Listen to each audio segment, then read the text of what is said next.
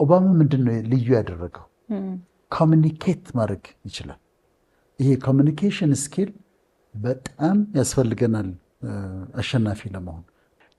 በህይወት መንገድ በህይወት ጉዞ በምታረጊው ጀርኒ ላይ መንገድሽ ሁል ጊዜ ስሙዝ አይሆንም እና የተለያዩ ነገሮች ያጋጥሙሻል። እየሄድሽ እያለ ትልቅ ተራራ ከፊትሽ ይመጣል። ተራራው መውጣት ይኖርብሻል። ከዛ ተራራው መውረድ ይኖርብሻል። ከዛ አለፍኩት ስትይ ደግሞ ደንበኛ ምድረ በዳ፣ ምንም ውሃ የሌለበት ከባድ የህይወት ምድረ በዳ ደግሞ ይመጣል። አስቸጋሪ የሆነ ማለፍ አለብሽ። በሱ ታልፊዋለሽ። ከዛ ደግሞ ሸለቆ ይመጣል፣ ጉድጓድ። በሱ ውስጥ ደግሞ ወርደሽ መውጣት አለብሽ። ውቅያኖስ ይመጣል፣ ውቅያኖሱን መሻገር አለብሽ። እና በህይወታችን መንገድ ላይ የተለያዩ ነገሮች እንዳናልፍ የሚያደርጉን መንገድ ላይ የሚያስቀሩን ነገሮች አሉ። አለፍኩት ስትይ ደግሞ ከፊትሽ ጎልያድ መጥቶ ይቆማል።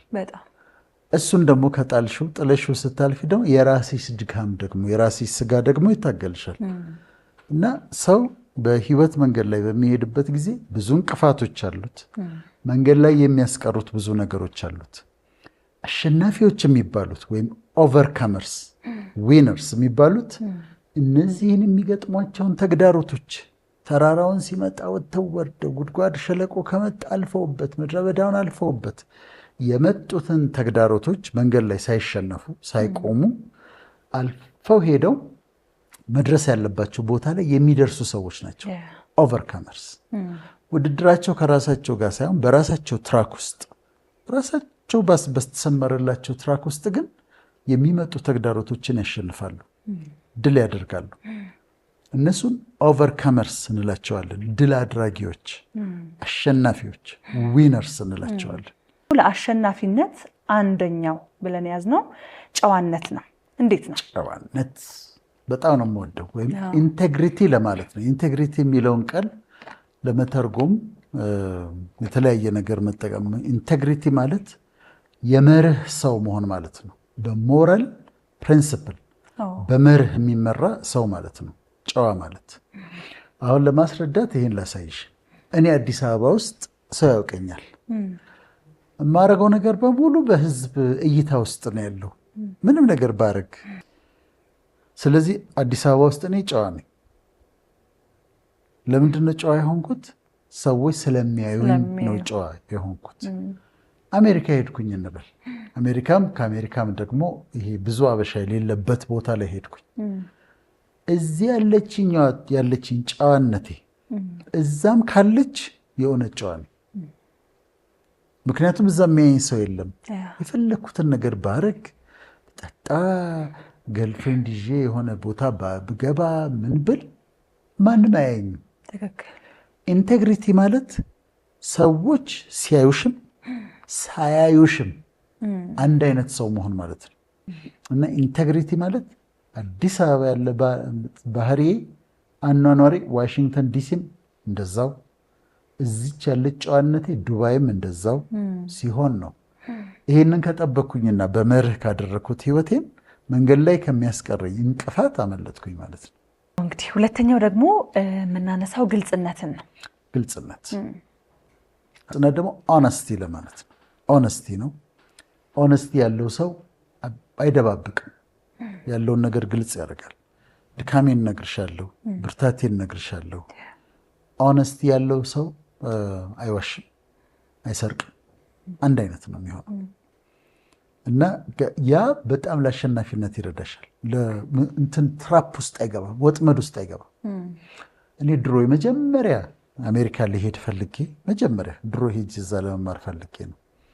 ከዛ ኤምባሲ ቪዛ ስጠይቅ ከለከሉኝ።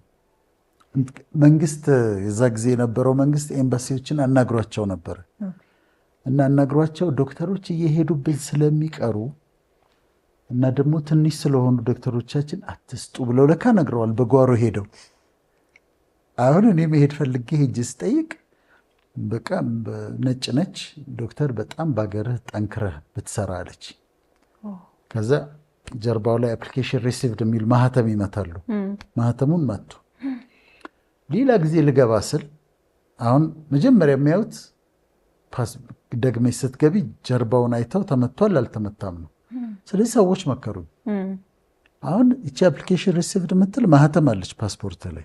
ፓስፖርትን መቀየር አለብህ አሉ። በምንድን ነው የምቀይረው? ፓስፖርት እንዴት ነው የምቀይረው? ጠፍቶብኛል ትላለህ አሉ። ወይም ደግሞ ተበላሽቶብኛል፣ እሳት አበላሽቶብኛል ትላለህ አሉ። እኔ አልጠፋብኝም እላቸዋለሁ። አልጠፋብኝም ፓስፖርት እኮ ገብተህ ጠፍቶብኝ ማለት ኢሚግሬሽን ሄደህ አዲስ ፓስፖርት ለማውጣት ነው። ጠፍቶብኛል ትላቸዋለህ። እኔ አልጠፋብኝም። አይ ጠፍቶብኛል ትላለህ። እንደዛ ማለት አልችልም። ይሄም መሰለሽ ኦነስቲ ነው። አትዋሽም፣ ይጠብቅሻል። መስረቅ ውስጥ አይገባም። ኦነስቲ ያለው ሰው መዋሸት ውስጥ አይገባም፣ መስረቅ ውስጥ አይገባም። በንጽህና ይኖራል፣ ይጠብቀዋል። ግን እያዋሸ የሰረቀ ከኖረ ሄዶ አንድ ቀን ጉድጓድ ይጠብቀዋል፣ የሚያስገባው ጉድጓድ ይጠብቀዋል። ስለዚህ ኦነስቲም ደግሞ ለአሸናፊነት በጣም አስፈላጊ ነው። በሶስተኛነት ደግሞ አሸናፊ ሰው ለመሆን የምናነሳው ራስን ማወቅ ነው። ራስን ማወቅስ እንዴት ነው? እሱም ደጋግመን አንስተነዋል ከዚህ በፊት። ሰልፍ አዌርነስ፣ ስትሬንግዞችን አውቃለሁ፣ የምችላቸውን ነገሮች አውቃለሁ፣ በደንብ አድርጌ አሁን እኔ አውቃለሁ። የማልችላቸውን ነገሮች ደግሞ አውቃለሁ፣ አልሞክራቸውም። እነሱ ማለት የተሰጡኝ አሉ፣ መክሊቴ የሆኑ አሉ፣ እንደምችላቸው አውቃለሁ። እነሱ ላይ አተኩሬ እሰራለሁ። ከሌ ያደረገው ብዬ የሆነ ሰው አደረገውና ተሳካለት ብዬ ብድግ ብዬ ያንን ለማድረግ አልሞክርም። እሱ ያኛውን ነገር ቢዝነስ ሰራና ተሳካለት ብዬ ለምን እንዴት ሳልሰራም ብዬ አልሞክርም። የኔን ነገሮች ለይቼ ያውቃቸዋለሁ፣ የኔ ያልሆኑትን ነገሮች ደግሞ ለይቼ ያውቃቸዋለሁ።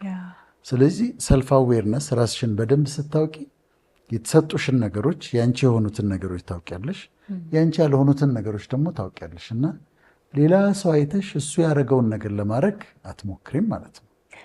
በአራተኛነት የምናነሳው ደግሞ የተግባቦት ክህሎት ነው። የተግባቦት ክህሎት አሸናፊ ለመሆን እንዴት ነው የሚረዳው? ኮሚኒኬሽን አቢሊቲ ነው። ምሳሌ ልንገርሽ። ኦባማ የአሜሪካ ፕሬዚደንት ሆነ። በጣም በጥሩ ሁኔታ ብዙ አሸንፈው። ኦባማ አይ ቲንክ ህግ ነው የተማረው፣ ማስተርስ ዲግሪ ነው ያለው። ከኦባማ በላይ የተማሩ ሰዎች አሉ አሜሪካ ውስጥ፣ በህግም ፒኤችዲ ያላቸው፣ 2 ፒኤችዲ ያላቸው፣ 3-4 ማስተርስ ያላቸው ዩኒቨርሲቲ ፕሮፌሰሮች፣ ስኮለርስ አሉ። ኦባማ ምንድን ነው ልዩ ያደረገው? ኮሚኒኬት ማድረግ ይችላል። ተናግሮ ተደማጭ መሆን ይችላል። ስለዚህ አሁን ፖለቲካው ዓለም ውስጥም ገብተው የሚሳካላቸውና የማይሳካላቸው ሰዎች የምታየው ኮሚኒኬት ማድረግ የሚችሉ ናቸው። ሌላው ደግሞ አምስተኛ የምናነሳው ሌሎችን ማነሳሳት ነው። እንዴት? አቢሊቲ ቱ ኢንስፓየር። ሌትስ ሴይ አንቺ አሁን አንድ ካምፓኒ አለሽ እንበል፣ አንድ ድርጅት አለሽ። ራዕዩ አንቺ ነው፣ የምታውቂው ራዕዩ አንቺ እንደሆነ ነው። በአንቺ ስር 50 ሰዎች አሉ የሚሰሩ። ከዛ ተቀጥረው ስራቸው መስራት ይችላሉ። የተቀጠሩበትን ደሞዝ የሚከፈላቸውን ስራ መስራት ይችላሉ። ግን ሌላ አማራጭ አለ። አንቺ ያየሽውን አሳይተሻቸው፣ አንቺ ያየሽውን ቪዥን ለነሱ አሳይተሻቸው፣ ከዛ ያንን ቪዥን እንዲወስዱት የራሳቸው እንዲያደርጉት አድርገሻቸው፣ ኢንስፓየር አደረግሻቸው ማለት ነው። ከዛ እዛ ድርጅት ስትመጪ ሁሉም ይሄ ስራዬን ሰርቼ ሰዓት ሲደርስ እወጣለሁ ሳይሆን የእኔ ድርጅት ብሎ ነው የሚያስበው። አሁን ይሄንን ማድረግ የምትችይው ሌሎችን ኢንስፓየር የማድረግ ችሎታ ካለሽ ነው። ስለዚህ አንዳንድ ድርጅት ስትሄጂ ሁሉም ሰራተኛ ስራውን ይሰራል፣ ሰዓት ሲደርስ ይወጣል፣ አለቀ። ሌላ ድርጅት ደግሞ ስትሄጂ ሁሉም ሰራተኛ የራሱ ድርጅት የራሴ ድርጅት ብሎ ነው የሚሰራው፣ የራሴ ካምፓኒ ብሎ ነው። ሰዓት አይጠብቁም፣ አርፍደው ሲሰራሉ፣ ስራው ካላለቀ አይወጡም፣ ማንም እንዲነግራቸው አይጠብቁም። ይሄ ምንድን ነው? የአንቺ አቢሊቲ ኢንስፓየር የማድረግ ችሎታሽ ነው ማለት ነው። ስለዚህ ኦቨርካመር ለመሆን አሸናፊ ለመሆን ይረዳል። ቀጣይ ደግሞ በስድስተኛነት የምናነሳው መለኛነትን ነው። መለኛነት እንዴት ነው? መለኛነት ደግሞ ክሪኤቲቪቲ ነው። ክሪኤቲቪቲ ማለት አሁን መንገድሽን ስትሄጂ ከዛ እንቅፋት መጣ፣ አይ በቃ እኔ እድለቢስ ነኝ ማይሆን ነገር ነው ብለሽ ልታቆሚ ትችላለሽ። ግን አሁን ምን ላድርግ፣ ምንድነው ማድረግ? በዚህ ጋር መንገዱ ተዘግቷል። ቤት አድርገን ነው ብናልፍ ይህንን አልፈ ነው ምን ሄደው ብሎ ማሰብ ነው ክሪኤቲቪቲ።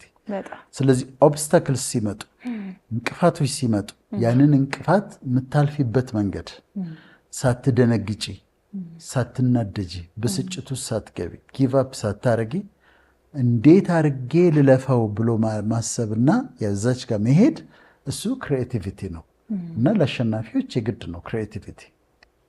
ሰባተኛው ደግሞ ብቃትን ነው የምናነሳው። ብቃት ለአሸናፊነት እንዴት ነው መንገዱ ወይም ደግሞ የምንሄድበት የሚሆነው? ካፓቢሊቲ ማለት ነው ብቃት።